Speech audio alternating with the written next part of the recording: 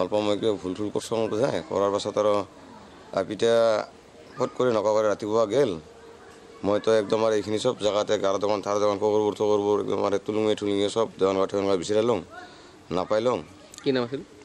বন্দনা নাথ আৰু বাবুৰ নাম হ'ল জিতেন নাথ। এইটো মোৰ ফটোটো আৰু কি যদি পাইছ মোৰ আপিটাক পাইলে মানে এই নাম্বাৰটো দিছোঁ ইয়াতে ফোন কৰি দিব।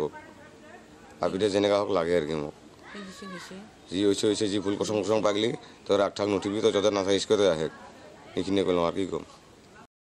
মোৰ নাম শ্ৰীমতী টগৰী মণ্ডল। আমাৰ ওচৰ চুবুৰীয়া একঘৰ মানুহ আছে তাৰ নাম ভানু দাস। সিহঁতৰ ঘৰত এটা বোৱাৰী আছিল আৰু লগতে এটা 7 বছৰীয়া ল'ৰা একটা আছিল। সেই ল'ৰাজনে ইহঁতে স্বামী স্ত্ৰী ঘুমাই আছে। ঘুমাই থাকোঁতে এখন কোন ৰাতি যে কখন উঠি গুচি গৈছে সিহঁতে কোনো মানুহে গম নাপায় ঘৰৰ মানুহ। গতিকে ৰাতিপুৱা সেই বোৱাৰীজনৰ শাশুড়ী ভানু দাস আমাৰ গাঁৱত চবকে সুধি আছে যে আমাৰ বোৱাৰীজনীক দেখা পাইছে নেকি। চবে ক'ব লাগছে যে নহয় আমিতো দেখা নাই বোৱাৰীজনীক। এখন এই বিচা বিচাৰি কৰি আছে এখন বোৱাৰীজনীৰ এখন নায়ে। এখন বোৱাৰীজনীৰ নাম হ'ল বন্দনা নাথ। এইটো ছবি বন্দনা নাথ।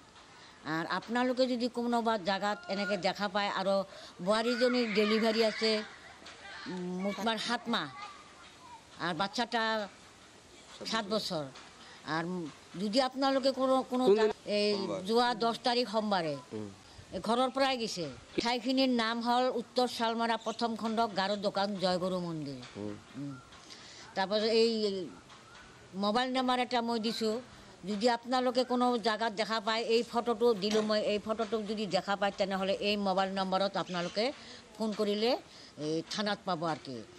9954750061 9954750061 এই নম্বৰত আপোনালোকে যদি যোগাযোগ কৰি দিয়ে অলপ আমাৰ ভাল হয় আৰ কি। যদি যোগাযোগ কৰি আপোনালোকে দিবা পাৰে ধন্যবাদ। এইখিনি আমাৰ খুব ধন্যবাদ জনালোঁ।